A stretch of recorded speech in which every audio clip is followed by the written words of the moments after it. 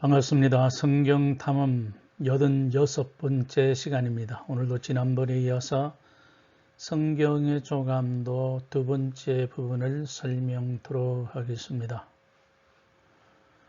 거대한 최성능의 폭탄이 아주 두꺼운 그 방호벽을 꿰뚫고 관통을 해서 폭발하는 장면인데요. 성경의 꿰뚫는 힘을 상징하고 있습니다.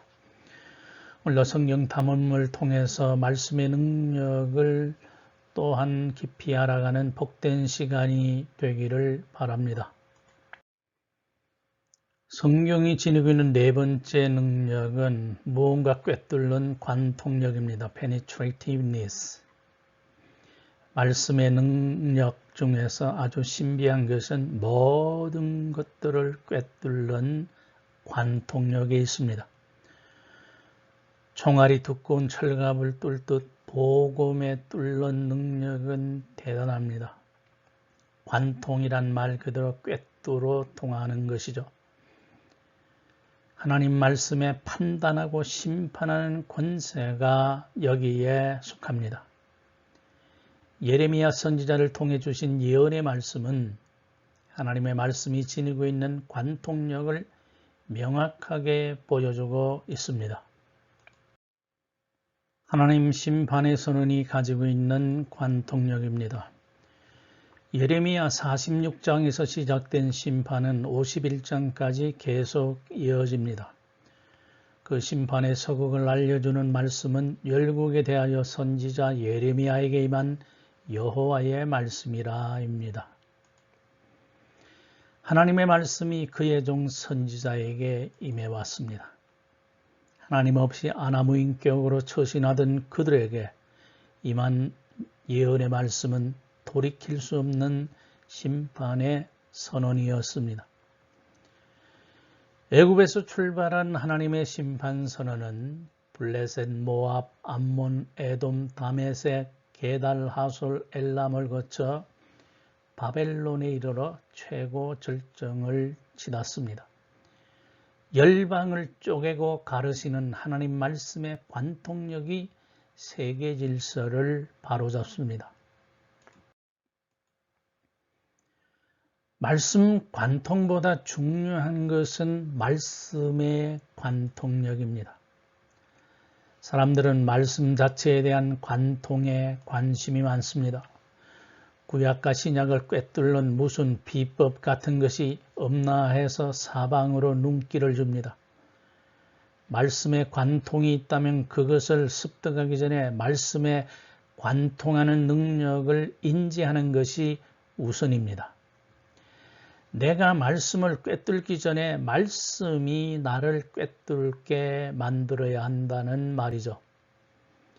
그렇지 않으면 말씀의 해석과 인용에 무슨 경지를 이룬 것처럼 자신을 미화하기가 쉽고 말씀을 제대로 알고 싶어하는 대중들에게 말씀 자체의 관통 능력보다 자신의 말씀 관통 능력을 드러내기가 쉽습니다.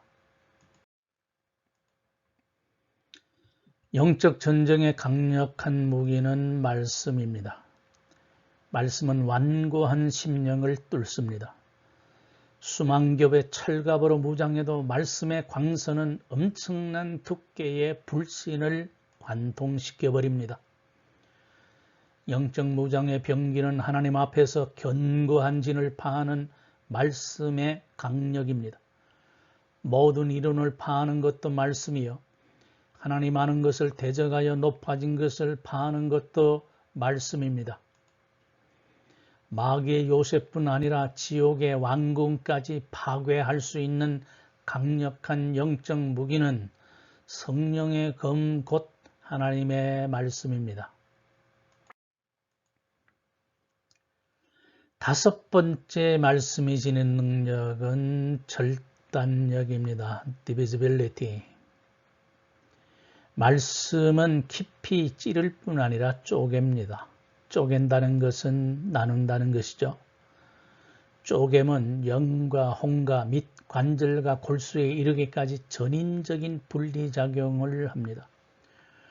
골수란 뼈 안쪽의 부드러운 조직으로서 백혈구와 척혈구와 혈소판을 생성하는 조혈기관인데요. 말씀의 절단 능력이 어느 깊이에서 이루어지는지 잘 보여주는 표현입니다. 쪼갤 것은 쪼개고 나눌 것은 나눠서 영혼과 육신을 균형 상태에 머물도록 도와서 건강이 유지되게 하는 것이죠. 말씀에는 막강한 침투력이 있습니다. 제사장들은 제물을 잡을 때 예리한 칼로 제물을 쪼갰습니다. 말씀의 침투력은 강력하고 절단력 혹은 절개력은 뛰어납니다. 일도양단이라는 말처럼 어떤 문제도 단번에 두동강을 내버립니다.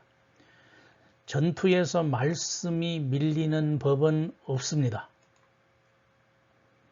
이에 내가 그 명대로 디언하였더니 생기가 그들에게 들어가매 그리고 살아 일어나서 서는데 극히 큰 군대들아 마른 골짜기에서 일어났던 회생의 역사를 묘사하는 구절이지요. 대언자의 말씀 선포와 즉시 생기가 사망을 당한 자에게 들어갑니다. 막강한 침투력이죠. 그리하여 모든 신경 조직 세포에 이르기까지 신속히 퍼져갑니다. 사망의 기운을 죄다 몰아내고 생명의 기운으로 채웁니다. 이 미세한 과정에 쪼개고 자르는 역사가 쉼없이 일어나는 것입니다.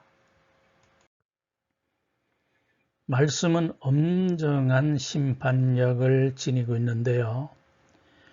마지막 심판에서 심판주 예수 그리스도께서 행하실 심판은 엄정하고도 공평하십니다. 심판의 근거와 도구는 오직 말씀입니다. 지옥에 떨어질 자와 천국에 보존될 자를 나누시는 것은 알곡으로부터 가라지를 가려내시는 것처럼 양당 간에 결정될 것입니다. 말씀의 심판은 아주 엄미하고도 공정하십니다. 주님께서 요한복음 12장 48절에서 말씀하신 바와 같습니다. 나를 저버리고 내 말을 받지 아니하는 자를 심판하리가 있으니 곧 나의 한 그 말이 마지막 날에 저를 심판하리라. There is a judge for the one who rejects me and does not accept my words. That very words which I spoke will condemn him at the last day. 말씀에는 엄청난 분리력이 있습니다. 베드로와 스데반의 설교에 청중들의 마음이 찔린 것은 말씀의 칼날에 베이고 찔리고 잘려진 흔적에 대한 묘사입니다. 하나님의 말씀이 능력을 임하면 영혼에서 죄가 잘려나갑니다. 불신과 불순종의 종양 덩어리가 분리되는 것이죠.